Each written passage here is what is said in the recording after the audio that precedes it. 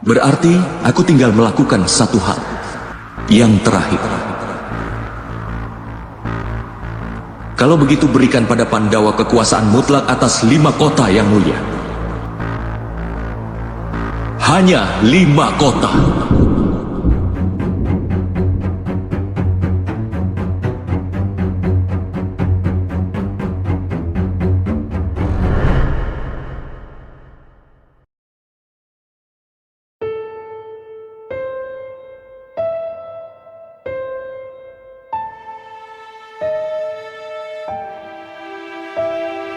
Setelah semua kecurangan ini dibedah, kita dihadapkan pada satu pertanyaan yang menghantui sejarah. Apakah Krishna seorang Tuhan yang gagal menjaga moralitas, atau ia adalah pahlawan yang terlalu mencintai dunia hingga bersedia mengorbankan kesuciannya sendiri?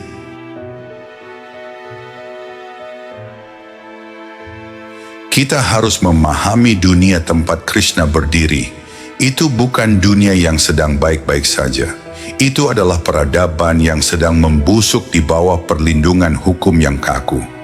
Para tetua seperti Bhishma dan guru seperti Drona menggunakan kehormatan dan sumpah mereka sebagai benteng untuk melindungi sebuah sistem yang membiarkan kejahatan merajalela. Di mata Krishna, aturan telah berubah menjadi belenggu yang melindungi tiran, dan kejujuran telah menjadi alat untuk melestarikan ketidakadilan. Disinilah filosofi sang ahli bedah bekerja.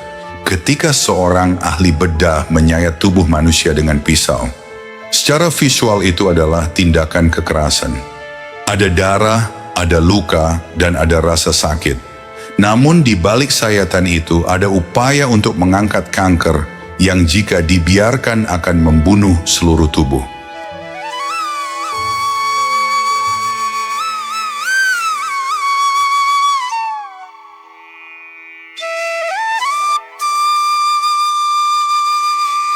Krishna adalah ahli bedah bagi peradaban yang sekarat. Ia tahu bahwa ia tidak bisa mencabut akar kejahatan dengan tangan yang bersih. Ia harus berlumuran lumpur, ia harus menipu, dan ia harus menjadi penjahat dalam catatan sejarah manusia agar sebuah dunia baru bisa lahir. Puncak dari tragedi ini bukanlah kemenangan di Kurukshetra, melainkan saat Krishna berdiri di hadapan Gandhari yang berduka. Saat kutukan dilemparkan bahwa seluruh keturunan Krishna akan mati saling bunuh dalam kehinaan, ia tidak membela diri. Ia tidak menggunakan kekuasaan keawataraannya untuk mengelak. Ia menundukkan kepala dan menerima kehancuran keluarganya sebagai bayaran atas perang yang ia menangkan. Inilah harga yang dibayar oleh sang penipu.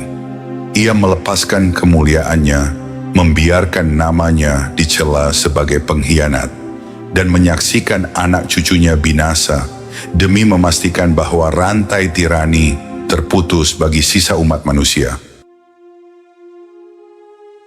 Pada akhirnya sebuah pertanyaan besar tersisa bagi kita semua. Jika untuk menyelamatkan dunia kau harus menjadi antagonis dalam cerita orang lain dan membiarkan dirimu dibenci oleh sejarah demi kebenaran yang lebih tinggi, apakah kau memiliki keberanian untuk melakukannya?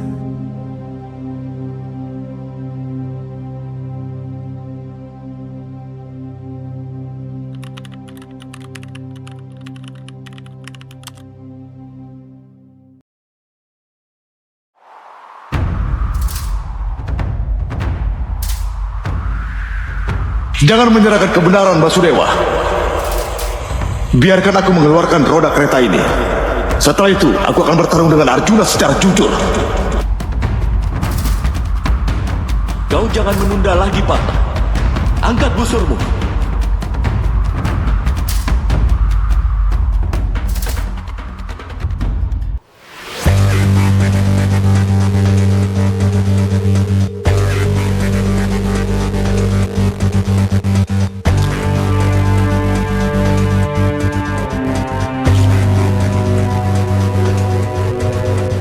Sejarah seringkali hanya mencatat siapa yang berdiri di atas tumpukan mayat saat matahari terbenam. Namun ia jarang menceritakan harga yang harus dibayar oleh jiwa yang mengatur kemenangan itu.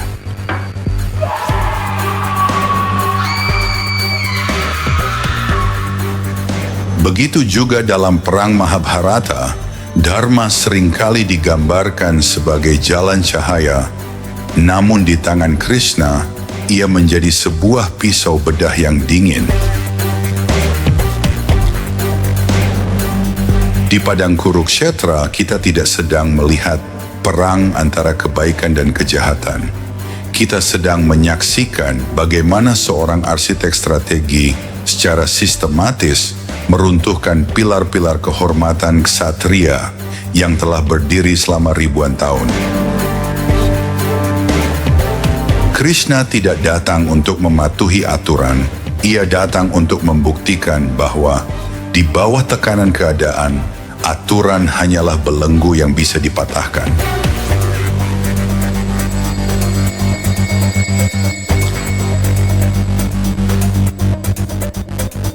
Dialah yang memaksa Arjuna membuang nuraninya.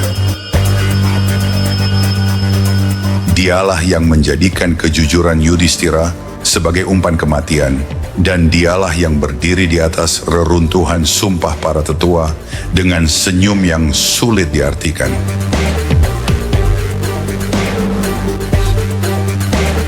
Di balik setiap kemenangan Pandawa, selalu ada jejak pelanggaran yang sulit dimaafkan. Jika keadilan hanya bisa ditegakkan melalui pengkhianatan, apakah ia masih layak disebut keadilan?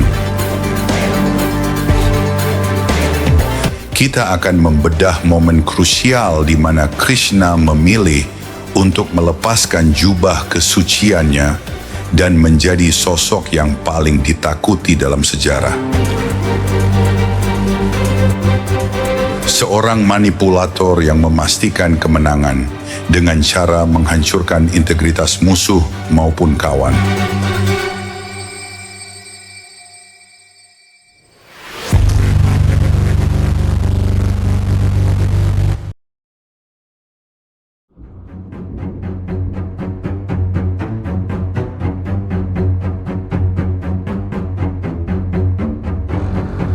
Misi perdamaian Krishna ke istana Hastinapura seringkali disalahpahami sebagai upaya terakhir untuk mencegah perang. Namun bagi seorang arsitek yang telah merancang kehancuran sistem lama, misi ini berfungsi sebagai audit moral. Dengan hanya meminta 5 desa bagi Pandawa, sebuah tawaran yang secara provokatif terlalu kecil untuk ditolak oleh orang yang berakal sehat. Krishna sebenarnya sedang menjebak Duryodhana untuk mempermalukan dirinya sendiri di depan sejarah. Ketika Duryodhana menolak bahkan untuk memberikan tanah seluas ujung jarum, Krishna mendapatkan apa yang sebenarnya ia cari, lisensi moral untuk melakukan kekerasan tanpa batas. Penolakan itu memberikan pembenaran bagi setiap kecurangan, setiap penipuan, dan setiap pelanggaran aturan yang akan ia lakukan di kemudian hari.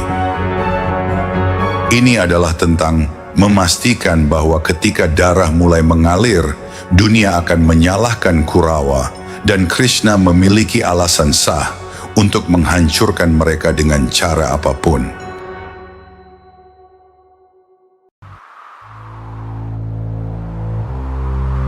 Hanya tinggal 15 menit lagi sampai matahari terbenam, Partha.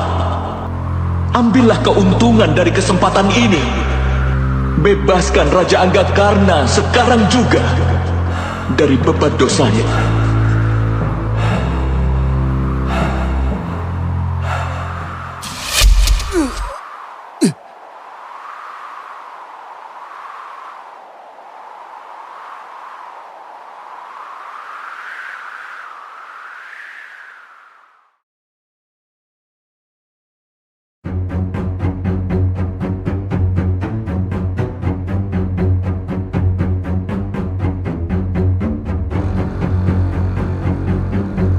Bhishma adalah rintangan pertama yang membuktikan bahwa Krishna tidak datang untuk bertarung secara adil. Sebagai panglima tertinggi Kurawa, Bhishma memegang sumpah Ichamrityu, sebuah kemampuan untuk menentukan waktu kematiannya sendiri. Selama 10 hari pertama, kehadirannya membuat kemenangan Pandawa menjadi mustahil secara teknis. Strategi militer konvensional menemui jalan buntu di hadapan sosok seorang Bhishma.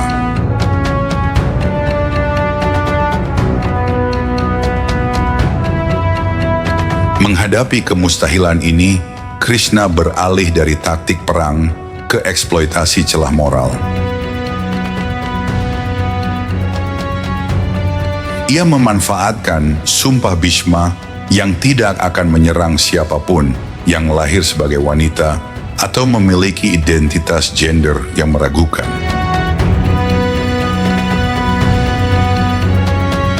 Dengan menempatkan Sri Kandi di garis depan, Krishna menciptakan perisai hidup yang melumpuhkan seluruh kapabilitas tempur Bhishma.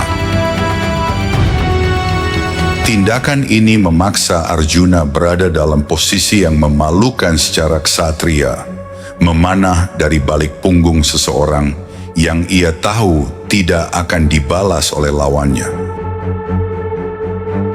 Krishna secara sadar merancang situasi di mana Bhishma harus memilih antara melanggar sumpahnya atau menerima kematian dalam kehinaan.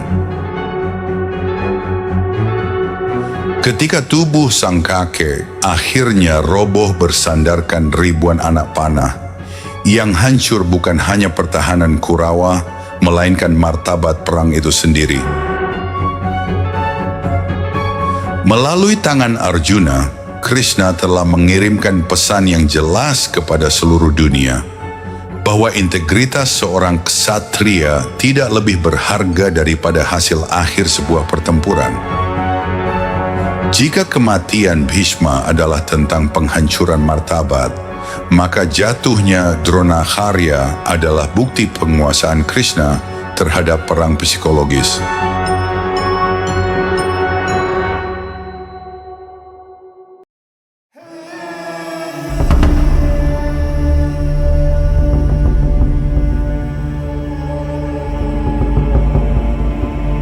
Drona bukan hanya seorang panglima. Ia adalah guru dari kedua belah pihak yang memegang rahasia senjata-senjata dewa.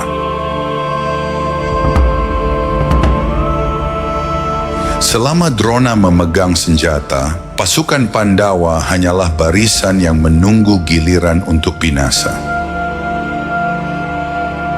Menyadari bahwa Drona tidak mungkin dikalahkan dalam duel fisik, Krishna membidik satu-satunya titik buta dalam rasionalitas sang guru, yaitu kasih sayang yang berlebihan kepada putranya, Ashwatthama. Krishna merancang sebuah skema penipuan yang melibatkan pembunuhan seekor gajah bernama Ashwatthama sebagai landasan rumor. Namun ia tahu bahwa Drona tidak akan mempercayai kabar angin dari prajurit biasa. Drona hanya akan tunduk pada kebenaran yang keluar dari mulut Yudhishthira, sosok yang dikenal dunia sebagai perwujudan kejujuran yang mustahil berbohong. Disinilah letak kekejaman strategi Krishna. Ia mengorbankan integritas moral Yudhishthira demi sebuah taktik militer. Saat Yudhishthira mengucapkan kalimat yang telah dirancang, Krishna memerintahkan peniupan trompet perang dan genderang sekeras mungkin tepat ketika kata gajah diucapkan. Hasilnya, Drona hanya mendengar bahwa putranya telah gugur. Dalam sekejap, Krishna berhasil mematikan hasrat hidup seorang ksatria yang tak terkalahkan. Drona menjatuhkan senjatanya, duduk terpaku, dan menyerahkan lehernya kepada pedang musuh dalam kondisi tak berdaya. Melalui manipulasi ini, Krishna tidak hanya melenyapkan seorang jenderal besar, ia juga membuktikan bahwa dalam perang yang ia kendalikan, kejujuran hanyalah komoditas yang bisa ditukarkan dengan kemenangan strategis.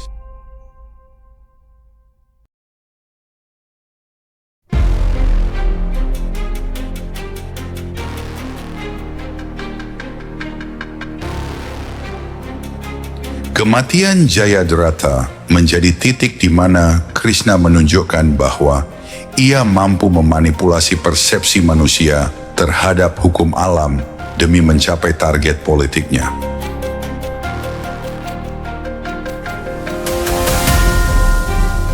Situasi ini bermula dari sumpah Arjuna yang mempertaruhkan nyawanya sendiri setelah kematian Abhimanyu, yaitu membunuh Jayadratha sebelum matahari terbenam atau terjun ke dalam api suci. Bagi Kurawa, ini adalah peluang emas. Mereka tidak perlu memenangkan pertempuran, mereka hanya perlu menyembunyikan Jayadratha di balik formasi pertahanan yang rapat hingga waktu habis untuk melenyapkan Arjuna tanpa perlu mengayunkan pedang. Ketika waktu hampir habis dan posisi Arjuna semakin terdesak, Krishna melakukan intervensi yang melampaui logika militer. Ia menggunakan kekuatannya untuk menciptakan gerhana buatan. Kurawa yang merasa telah menang merayakan kegagalan Arjuna dengan sorak-sorai. Tepat pada momen kerentanan maksimal tersebut, Krishna menarik kembali kegelapan yang ia ciptakan, menyingkap matahari yang ternyata masih menggantung di ufuk barat. Jayadratha yang telah terkunci dalam jebakan psikologis tidak memiliki waktu untuk bereaksi. Sebelum ia sempat menyadari bahwa maut masih mengintainya, perintah Krishna telah dieksekusi oleh Arjuna. Melalui peristiwa ini, Krishna mempertegas posisinya sebagai arsitek yang dingin. Ia tidak menunggu takdir bekerja. Ia menciptakan takdirnya sendiri dengan cara menipu mata musuhnya hingga mereka berjalan sukarela menuju tiang gantungan.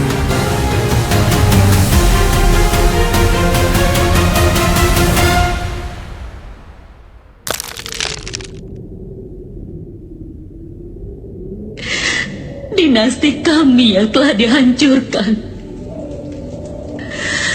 dengan cara yang sama pula. Yadawa akan dimusnahkan tepat di hadapanmu. Kerajaanku yang tenggelam dalam kesedihan, begitu pula kerajaanmu akan tenggelam di dalam samudera yang dalam. Kau akan mengembara di hutan dan dilumpuhkan usia dan tidak bersenjata, hingga akhirnya kau akan dipanah oleh seorang pemburu.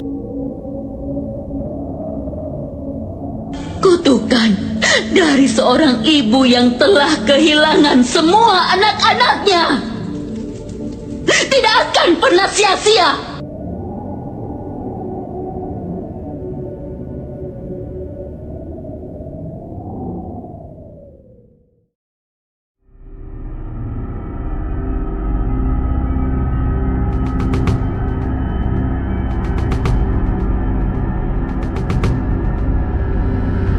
Kematian Karna adalah demonstrasi paling nyata dari sikap pragmatisme dingin Krishna terhadap penderitaan manusia. Karna bukan sekadar jenderal lawan, ia adalah tokoh yang sepanjang hidupnya ditindas oleh sistem sosial dan ketidakadilan takdir. Pada hari ke-17, ketika roda keretanya terperosok ke dalam lumpur dan ia kehilangan kemampuan untuk membalas serangan, Karna mencoba mengetuk pintu nurani lawan dengan mengingatkan mereka pada Dharma sebuah hukum perang yang melarang penyerangan terhadap ksatria yang tidak bersenjata. Namun Krishna menutup pintu moral tersebut dengan segera. Bukannya memberikan ruang bagi keadilan, Krishna justru membalas permohonan Karna dengan pembunuhan karakter secara sistematis. Ia membacakan daftar panjang kesalahan masa lalu Karna, mengubah perdebatan hukum perang menjadi penghakiman moral yang sepihak. Strategi ini dirancang untuk melumpuhkan keraguan Arjuna, memastikan bahwa eksekusi tetap berjalan tanpa hambatan nurani. Hal yang membuat tindakan ini semakin berat secara etis adalah kenyataan bahwa Krishna merupakan satu-satunya sosok di medan perang yang mengetahui identitas asli Karna sebagai saudara tertua Pandawa. Meski memiliki informasi tersebut, Krishna tetap memerintahkan Arjuna untuk melepaskan anak panah saat tangan Karna masih berlumuran lumpur untuk mengangkat nasibnya sendiri. Bagi Krishna, identitas, penderitaan, dan hak hukum Karna adalah variabel yang tidak relevan jika dibandingkan dengan keharusan untuk melenyapkan ancaman terbesar bagi Pandawa.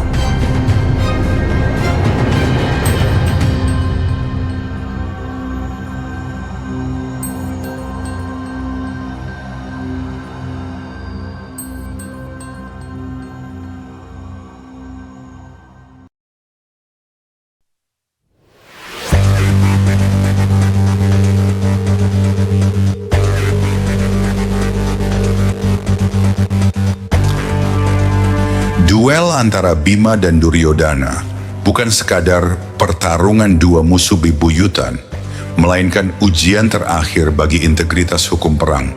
Dalam kode etik Ksatria, duel gada memiliki aturan yang sangat kaku. Menyerang bagian tubuh di bawah pusar adalah tindakan pengecut yang secara otomatis membatalkan kehormatan pelakunya. Selama berjam-jam, Duryodhana yang memiliki ketahanan fisik luar biasa mampu mematahkan setiap serangan Bima, membuat kemenangan Pandawa yang sudah di depan mata terancam gagal di saat-saat terakhir. Krishna yang mengamati dari pinggir lapangan menyadari bahwa jika aturan ini dipatuhi, maka Duryodhana akan menang dan seluruh pengorbanan selama 18 hari akan menjadi sia-sia. Disinilah Krishna melakukan intervensi paling berani terhadap hukum fisik perang. Melalui sebuah isyarat yang dingin, ia menginstruksikan Bima untuk melakukan serangan ilegal. Krishna secara sadar membiarkan Bima menjadi penjahat di mata hukum perang agar tatanan baru yang ia rencanakan dapat berdiri.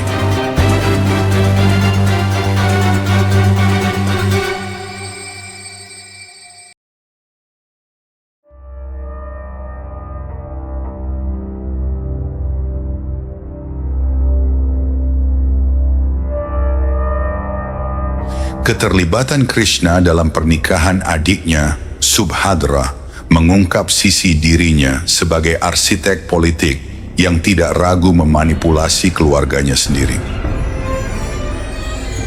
Secara tradisi, pernikahan Subhadra seharusnya menjadi urusan diplomatik yang melibatkan konsensus keluarga besar, di mana Balarama, kakak Krishna, lebih condong untuk bersekutu dengan Kurawa melalui pernikahan dengan Duryodhana.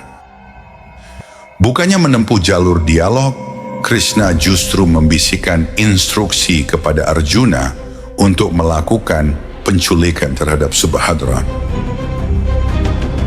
Krishna secara paksa memotong jalur diplomasi konvensional dan mengamankan aliansi darah yang tak terpisahkan antara Dwaraka dan Pandawa.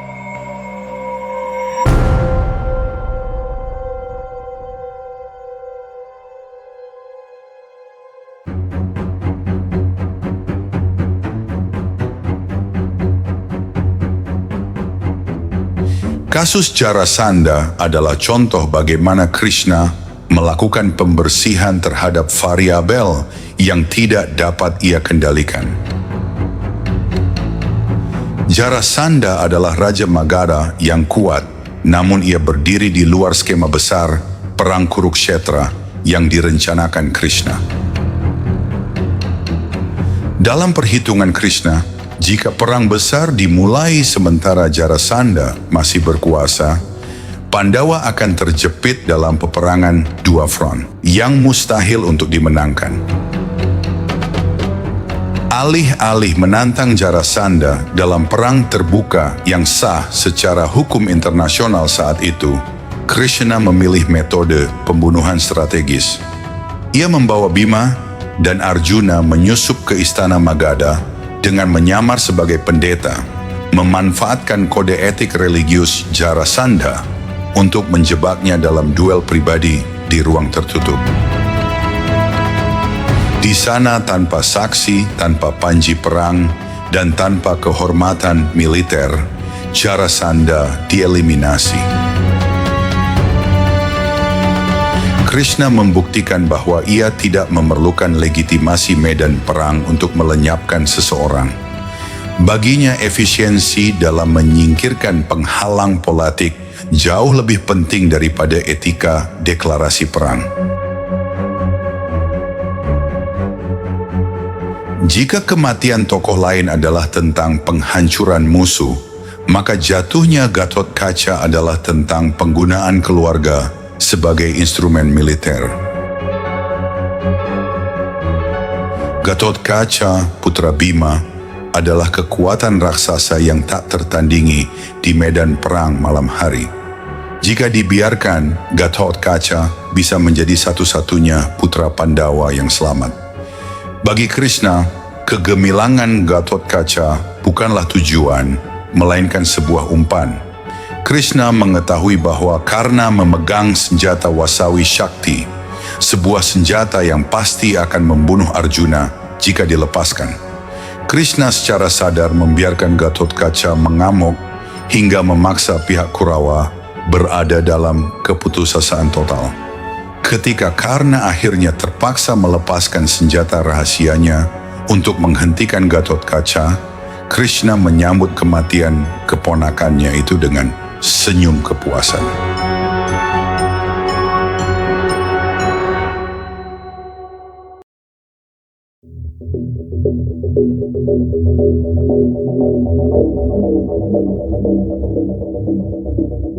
Keputusan Krishna untuk memberikan pasukan pribadinya, Narayani Sena, kepada Duryodhana sering dianggap sebagai bentuk netralitas.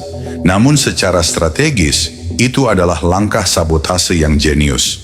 Dengan membiarkan Duryodhana memilih jutaan prajuritnya sementara ia sendiri berdiri di sisi Arjuna, Krishna sebenarnya sedang memberikan beban logistik dan taktis kepada musuhnya. Duryodhana yang hanya memuja kekuatan material merasa telah memenangkan kesepakatan tersebut. Namun Krishna tahu bahwa tentara tanpa otak yang menggerakkannya hanyalah sekumpulan massa yang rapuh. Dengan memberikan pasukannya, Krishna memastikan bahwa Kurawa akan bergantung pada kekuatan yang ia sendiri ciptakan, dan yang pada akhirnya akan lumpuh tanpa arahan darinya. Krishna tidak memberikan bantuan kepada musuh. Ia memberikan kuda Troya dalam bentuk jutaan prajurit yang akan ia bongkar strukturnya dari dalam melalui strategi yang ia berikan kepada Pandawa.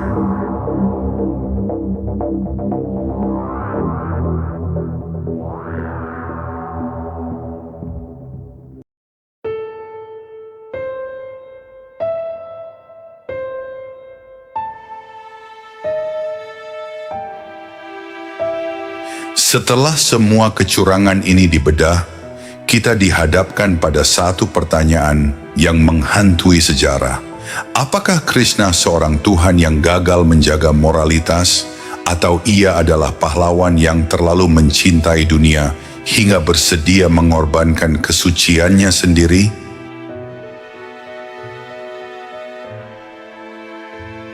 Kita harus memahami dunia tempat Krishna berdiri. Itu bukan dunia yang sedang baik-baik saja. Itu adalah peradaban yang sedang membusuk di bawah perlindungan hukum yang kaku. Para tetua seperti Bhishma dan guru seperti Drona menggunakan kehormatan dan sumpah mereka sebagai benteng untuk melindungi sebuah sistem yang membiarkan kejahatan merajalela. Di mata Krishna, aturan telah berubah menjadi belenggu yang melindungi tiran, dan kejujuran telah menjadi alat untuk melestarikan ketidakadilan. Disinilah filosofi sang ahli bedah bekerja. Ketika seorang ahli bedah menyayat tubuh manusia dengan pisau, secara visual itu adalah tindakan kekerasan. Ada darah, ada luka, dan ada rasa sakit. Namun di balik sayatan itu ada upaya untuk mengangkat kanker yang jika dibiarkan akan membunuh seluruh tubuh.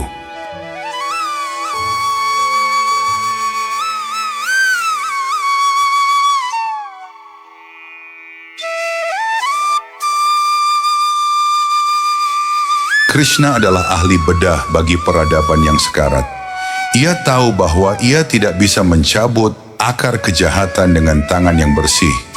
Ia harus berlumuran lumpur, ia harus menipu, dan ia harus menjadi penjahat dalam catatan sejarah manusia agar sebuah dunia baru bisa lahir. Puncak dari tragedi ini bukanlah kemenangan di Kurukshetra, melainkan saat Krishna berdiri di hadapan Gandhari yang berduka. Saat kutukan dilemparkan bahwa seluruh keturunan Krishna akan mati saling bunuh dalam kehinaan, ia tidak membela diri. Ia tidak menggunakan kekuasaan keawataraannya untuk mengelak. Ia menundukkan kepala dan menerima kehancuran keluarganya sebagai bayaran atas perang yang ia menangkan. Inilah harga yang dibayar oleh sang penipu. Ia melepaskan kemuliaannya, membiarkan namanya dicela sebagai pengkhianat, dan menyaksikan anak cucunya binasa demi memastikan bahwa rantai tirani terputus bagi sisa umat manusia. Pada akhirnya sebuah pertanyaan besar tersisa bagi kita semua. Jika untuk menyelamatkan dunia kau harus menjadi antagonis dalam cerita orang lain, dan membiarkan dirimu dibenci oleh sejarah demi kebenaran yang lebih tinggi, apakah kau memiliki keberanian untuk melakukannya?